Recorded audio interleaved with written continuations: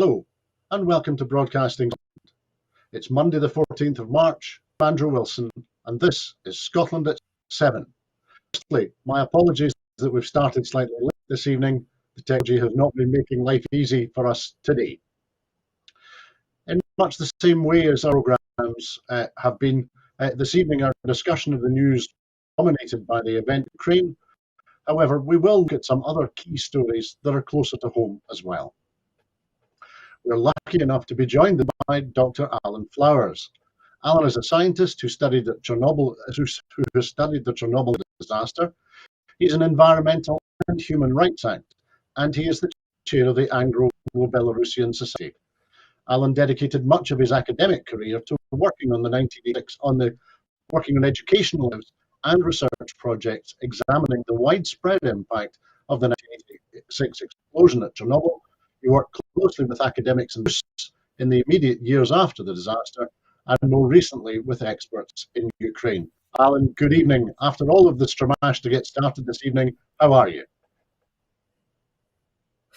Good evening, and very pleased to be with Broadcasting Scotland again, speaking from London, but always good to be back to my homeland in Scotland. Well, we're very, very grateful to you for joining us this evening, Alan, and for persevering with us through the technical gremlins. But firstly, what I'll do is I'll provide an update on the situation in Ukraine on day 19 of the illegal invasion. Talks between Russia and Ukraine restarted this morning, and communication between the two sides was hard but ongoing. The presidential advisor and negotiator Kilo Podolak has tweeted, 2 people were killed and 3 injured when a shell hit a residential building in northwest Kyiv on Monday morning, said Ukraine's emergency services. The 9-story residential building caught fire due to Russian shelling after 5 a.m. this morning. The Antonov aircraft plant in Kyiv has been shelled by Russian forces, the city administration said in an update on its Telegram account on Monday morning. The site, also known as Hostomel, which is about 7 miles northwest of Kyiv, is the country's most important intercargo airport and a key military airbase. The Chinese Foreign Ministry spokesperson has described assertion US officials that Moscow asked Beijing for military equipment for its Ukraine campaign as disinformation. The comments came during a regular Chinese Foreign Ministry briefing in Beijing, Reuters has reported.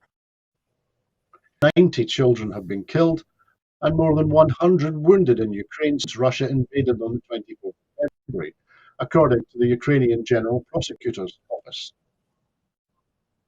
A woman and her baby died after Russia bombarded the maternity hospital she was due to give birth, the Associated Press has reported. Images of the woman being taken to an ambulance on a stretcher had circled the world, depicting the horror of the attack, and we will return to this story later in the program. Germany will reportedly buy up to 30 Lockheed Martin F-35 fighter jets, a government sources told Reuters. The US will try to persuade not to supply arms to Russia at a high-level meeting in Rome taking place just now. The UK Defence Ministry has said that Russian navies were effectively isolating Ukraine from international maritime trade in its latest defence intelligence update on the conflict. Ramzan Kadyrov, the leader of Russia's Chechnya region, is reportedly in Ukraine amongst Russian and Chechen forces, according to footage shared by Chechen teams and posted to Kadyrov's Telegram account. Vladimir Putin will be held responsible for war crimes in the International Criminal Court in The Hague. The UK Health Secretary Sajid Javid has pledged, saying the government will help gather the necessary evidence. Russia's Defence Ministry accepted responsibility for a rocket attack on the International Centre for Peacekeeping and Security, a military base in Ukraine near the Polish border, on Sunday. Greek Prime Minister Kyriakos Mitsotakis has told Ukrainian President Zelensky on Monday that the full implementation of sanctions by EU countries would put pressure on Russia to stop the attacks. A multinational pharmaceutical Bayer has suspended advertising and investments in Russia, it announced today. So, Alan, before we move on to looking at these stories in more detail, what have you been hearing over the weekend from your contacts in Ukraine?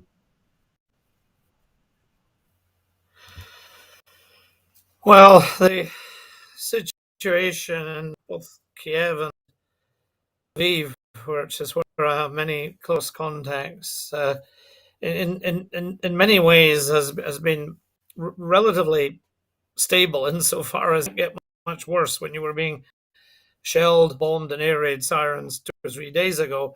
It's just a sustained wearing down of the population. An area I know well in Kiev, and had friends living this Obolon, which is to the northwest, and one of the entry routes. The shelling there, and we saw the pictures of the damaged apartment block. The media widely presented this today. That is chilling and bringing it close to home. This is a city of nearly 3 million.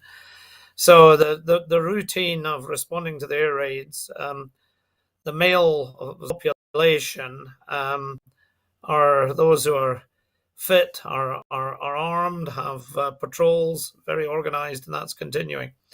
Situation in Lviv remains extremely crowded, and we have to respect the Ukrainian railway transport. So the great thing about Soviet railways, they never had a beaching. They never lost all their little railways that crisscrossed. So part of the resilience, the ability to move people in Ukraine, is that they have a very complex rail network, very extensive, that they can allow. Unlike what happened on the Edinburgh-Glasgow, we've always got the west coast of the line, but they've got a multitude. So people continue to pour into Lviv, and my message from Lviv are it's very busy, at capacity city, and they're really trying to move people out as they move in, and that explains the very large numbers going into and Romania. But the fortitude of the Ukrainian army, the fact that they've continued to slow, is quite remarkable. Lots. Absolutely. Thank you. We appreciate that update from people who you're in contact with all the time in Ukraine. Thank you. Now, our first story this evening is turned to one of the updates earlier on. And a pregnant woman and her baby have died after Russia bombed the maternity hospital where she was meant to give birth, the Associated Press has reported. Images of the woman being rushed to an ambulance on a stretcher circled the world, epitomizing the horror of the attack. In videos after the bombing of the hospital in Mariupol last Wednesday, the woman was seen holding her bloodied lower abdomen as rescuers rushed her through the rubble. The woman was taken to another hospital closer to the front line, where doctors rushed to keep her alive. Realizing she was losing her baby, medics said she cried out to them, "Kill me now." Timur Marin asserts that he found the woman's pelvis had been crushed and her hip detached. Medics delivered the baby via an immediate caesarean section, but the child showed no signs of life, Marin said. Then they focused on the mother.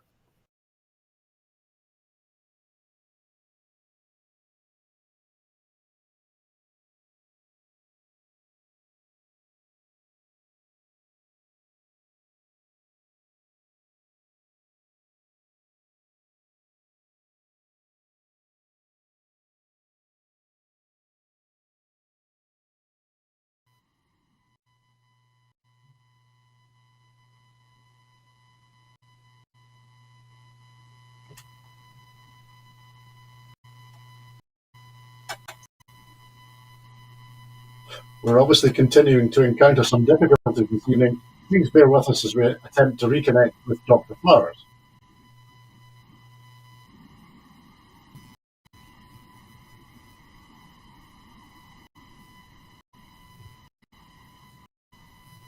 Yeah, I'm back.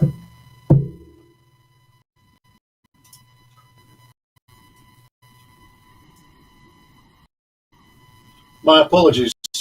We're continuing to encounter technical difficulties with our broadcast systems this evening. I apologize. These talks continued as Russia attacked residential areas in Ukrainian cities. Ukraine has said it has held hard talks on a ceasefire, immediate withdrawal of troops, and security guarantees Russia on Monday, despite the fatal shell of a residential building in Kyiv. Sites had suggested some results could be in sight after earlier rounds primarily for ceasefires to get aid to towns and cities under siege. On the Forces call. evacuate civilians. Truces have frequently failed. Firefighting the remains of a blaze at the damaged apartment in the capital, Kyiv, where stunned young described the chaos of the previous night, targeted by the Russian advance, but so far largely spared bombardment. Officials said at least one person died in the shelling, and a second person was killed by falling debris after a missile strike on another part of the capital. Russia denies targeting civilians, saying it is a special operation to deterrorize and denazify Ukraine. Ukraine and Western allies call this a baseless pretext for evil war choice. The UN Human Rights Office in Ukraine have confessed of at least 636 civilians, including 6 children. The actual toll is likely much higher, since there have been delays receiving and corroborating reports in areas of intense hostilities, Kharkiv and Mariupol. More than 500 residents of Mariupol have been killed so far, President Alexei Arestovich has said, and the invasion has killed 2.8 million people across Ukraine's borders and has hundreds of thousands more to cities. Now, it sounds like we may have joined once more by Alan Flowers. Alan, this once more.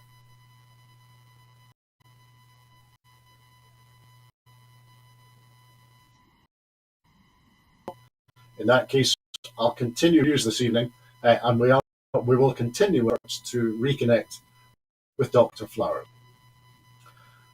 Michael Gove has a statement today in the House of Commons on his Ukraine Community Resettlement Scheme. In the House of Commons this afternoon, Michael Gove made a common statement detailing the UK government's Homes for Ukraine's being set up to allow people to put up with refugees in their homes. Mr. Gove's the launch of a new website, homesforukraine.campaign.gov.uk, where individuals and organizations interested in hosting Ukrainian refugees can register their interest in the scheme. His statement comes as criticism of the Ukrainian family resettlement is intensifying, with families trying to help relatives get to safety in the UK, and its frustration and fury at the continued bureaucratic and technical hurdles, and that's despite government promises to cut the red tape involved in the family reunification scheme. Applicants said they were struggling with a range of problems, such as online application forms that crash, difficulty in getting guidance from help staff, some advice hotlines charging premium rates of 69 pence a minute, and processing visas, and extended expensive stays in hotels in unfamiliar cities and countries. Although the rules governing the Home Office Ministered Ukraine Family Scheme are from tomorrow, we need for applicants to get fingerprinted coming to the UK, about 22,000 people who have already submitted applications have been given no information about receipt at all. Concerns over Belarus threats to Middle Eastern refugees to cross into Poland or Ukraine have been reported today. Russian armed forces are putting seekers from the Middle East became trapped in the country after they were promised passage to the EU to cross the border into war-torn Ukraine or into Poland, according to the testimony of people in Belarusian camps. Dozens of asylum seekers spent months in a makeshift dormitory in Bruges, a village in Belarus less than a mile from the Polish border, were ordered by a group of Belarusian soldiers on the 5th of March to leave the building at gunpoint, and they were given options: cross the border into Poland, where guards have already beaten them back, or the Ukraine. A group of 7 border guards that we had never seen before entered our building, said a man who arrived beating them back, or the Ukraine. A group of 7 border guards that we had never seen before entered our building, said a man who arrived in Belarus last month, and whose name and nationality cannot be disclosed for his safety. They wore clothes, and for the first time, they entered the camp, beating us telling us that I'm seeing Andrew. Poland, so I'm back, maybe. The last victim accused Belarus's leader, Alexander Lukashenko, of deliberately provoking a crisis on its eastern frontier by organizing the move from the Middle East to Minsk, promising the safe passage to the bloc. This move was seen as reprisal actions that Brussels imposed on his regime after his crackdown on a civil society and political opponents. Belarusian authorities in November escorted thousands of people to the Polish frontier in an escalation of the crisis. Now, I think we can see that Dr. Alan Flowers is back with us again this evening. Alan, can you hear me? I certainly can. Thank you. Brilliant. To see you once more, and thank you for persevering with us, Alan. Hello. We had just reached a story about Belarus and the circumstances on the Belarus-Ukraine border, and reports that Belarus authorities are Middle Eastern refugees either to cross into where they will be beaten by Polish soldiers or into the war in Ukraine. So before we talk about that specifically, as we are lucky enough to have you back with us this evening, can you all tell us about what you have learned recently about the situation in Belarus, please?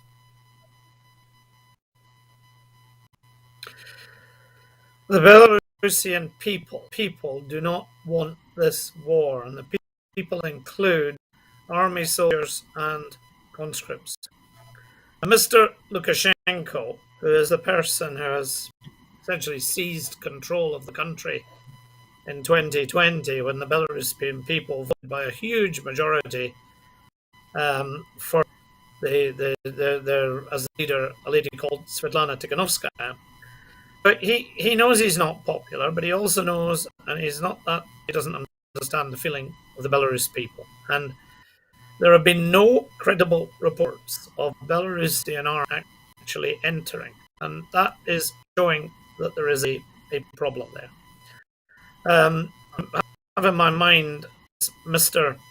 Lukashenko standing on the 7th of January in a church, pronouncing that Belarusians would not be involved if the Belarusians were a peaceful people. That was a statement that echoes what should be the position of official of his Belarus. However, Mr. Lukashenko is no more than a puppet. Country has essentially absorbed into the Russian military machine, and not only have the Belarus people lost control of their country, but now it seems that the man who took control position. Belarusians, however, particularly in Scotland, there's a very strong Belarusian community that has worked to support and help Ukrainians as best.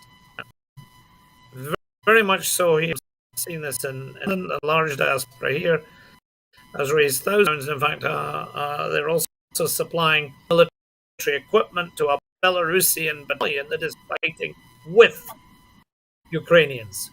So the position in Belarus is suppressed anger, because this regime, of course, suppresses more horrendously the views of people than in Russia. And a horrendous position we now. Belarus, it's even more like Russia insofar as the expression of any anti-war sentiment, because it is there absolutely massively. In fact, I'm not sure how many viewers heard of the situation of the Russian plane that was tracked going over to Ukraine from Belarus. A Russian plane left Belarus for Ukraine on Friday, dropped most of its load of bombs, but it seemed to have 3 left because apparently there were 3 bombings from a plane, 3 bombings on small villages in southern Belarus on last Friday.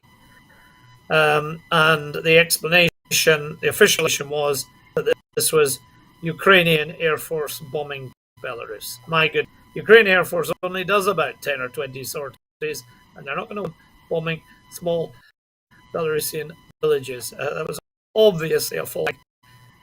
All kinds of subterfuge being used to stir up Belarus. But Belarusians here in Britain and in Scotland are very proud of the Belarusian medical facility, military medical facility funded by the German government that is being supported there. So their hearts, the Belarusian people know where their support and sentiments lie. It's with Ukraine. It's not with Mr. Putin's war in which he is using the air carrier Belarus. Thank you, Alan. That's very helpful, and we're very grateful to you for your updates.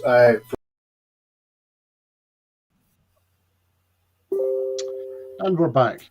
It's apparent that the technical challenges this evening are continuing to cause us difficulties. My apologies. We were speaking about the events unfolding in Belarus, and Dr. Alan Flowers was telling us what he had heard most recently from the border in Belarus. Alan, me now. Yes. So I did just conclude in that earlier sequence. Yeah, I did conclude by the fact there seem to be now only two options. These Ukrainians are going to find themselves defending the border with these the immigrants from Belarus, either arriving at control points controlled by Ukrainians, or they're going to be funneled into Ukraine down the routes controlled by the Russian army. I mean, either is hardly an option, and in both cases, it would just cause chaos in the areas where they arrive. I can hardly believe the Russian army is going to be spending time escorting illegal immigrants who have already arrived inappropriate in Belarus, essentially cluttering up the battlefields in around Kiev. That leaves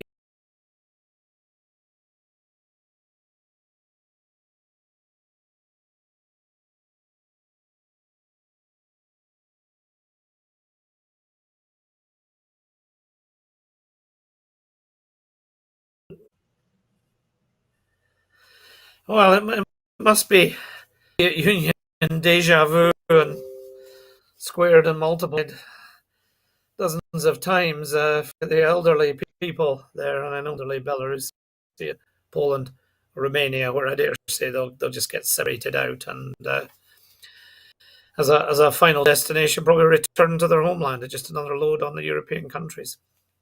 So most likely a scheme developed within the Kremlin by some Kremlin experts. Yes, absolutely, Alan. Thank you.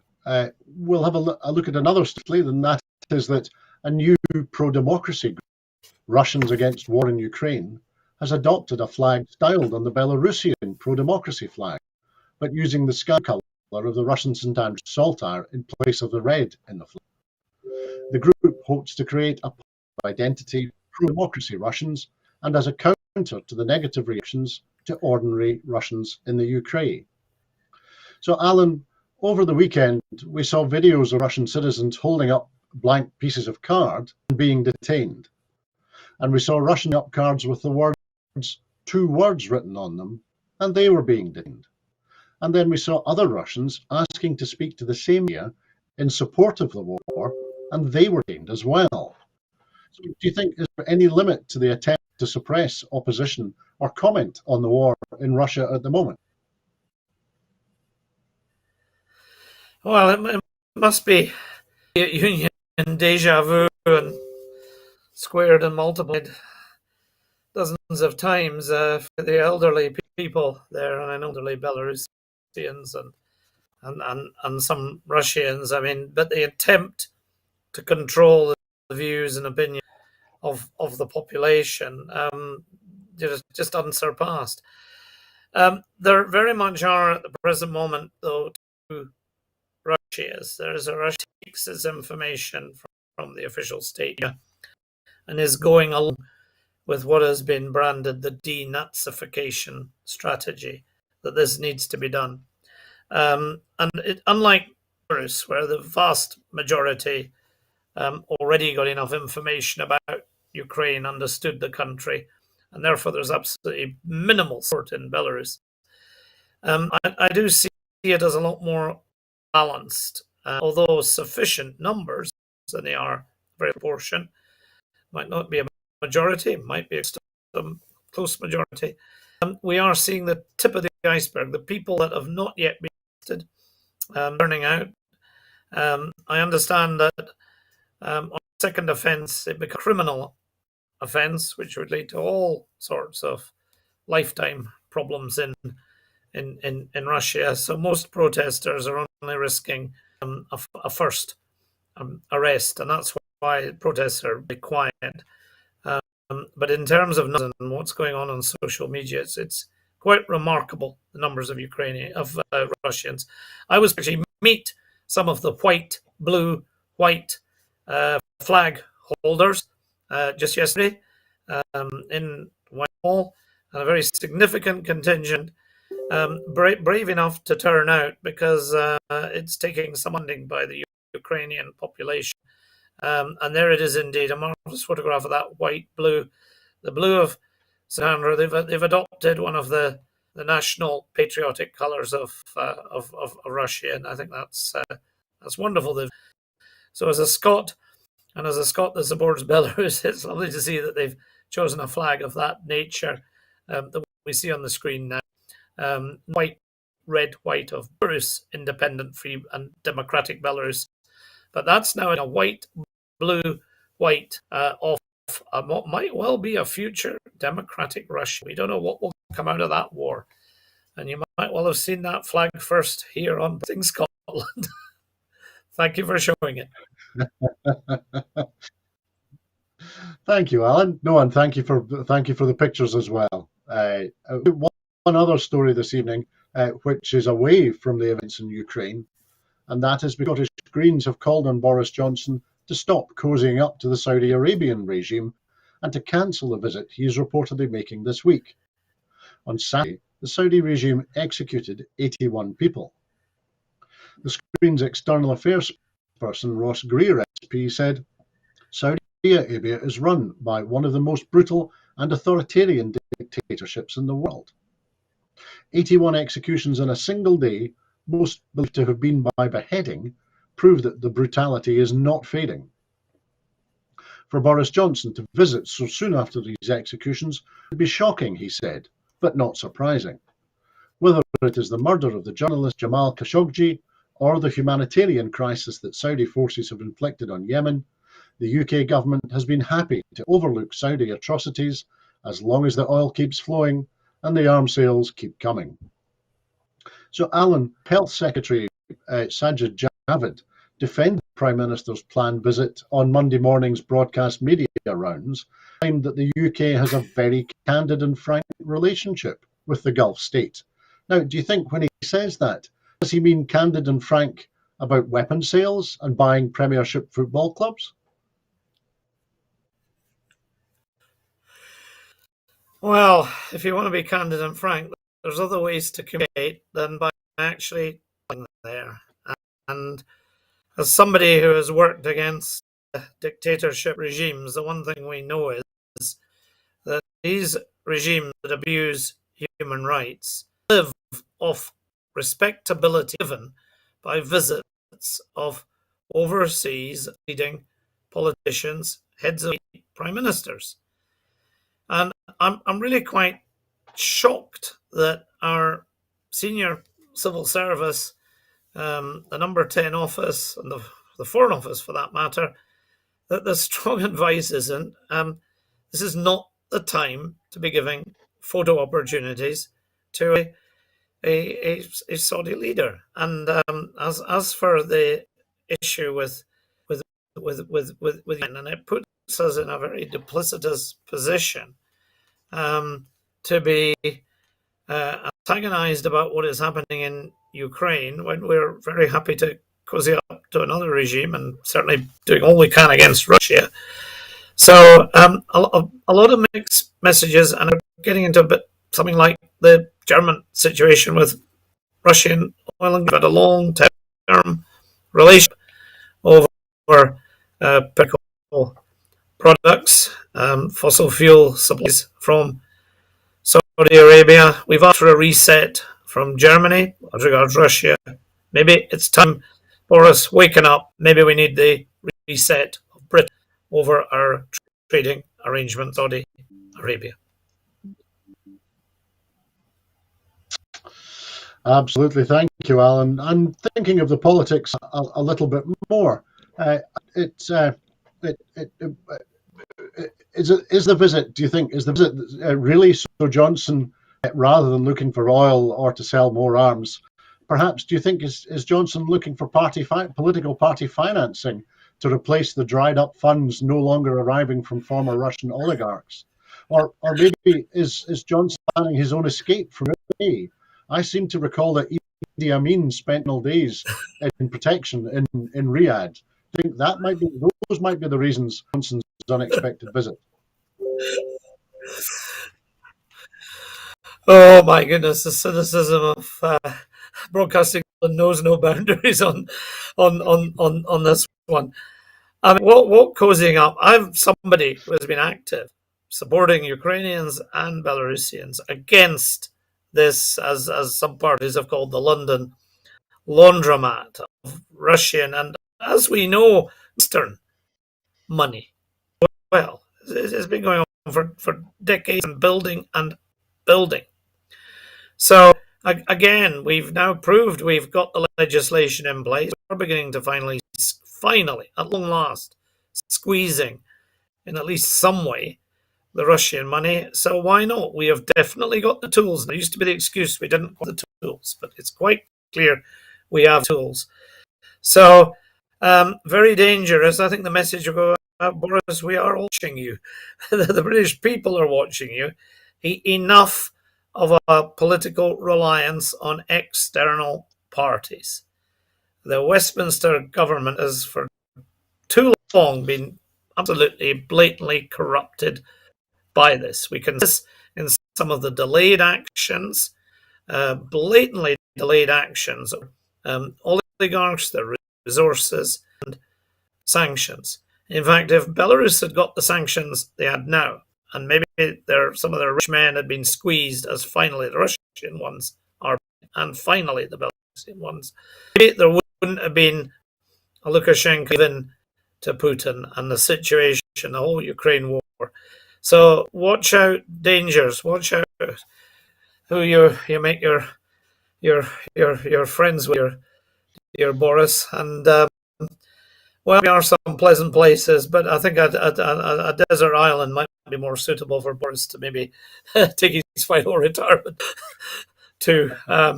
Not the land of human rights abuses in Ukraine. I don't think they like partying people too much in Saudi Arabia, do they?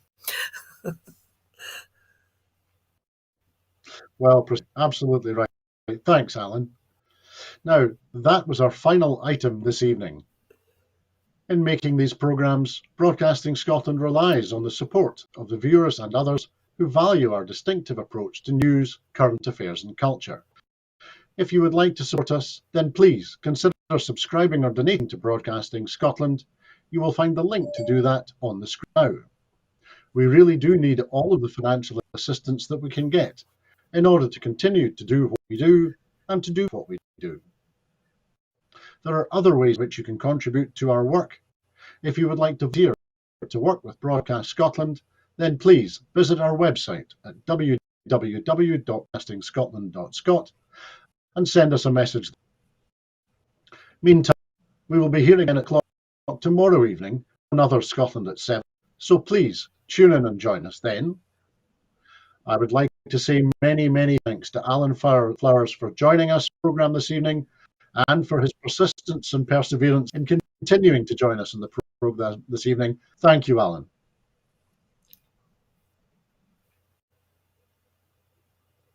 Thank you. And I would also like to say thank you to everyone. And I would also like to say thank you to everyone who watched this evening. Until then, and until tomorrow, I hope that everyone keeps warm and keeps well. Bye-bye.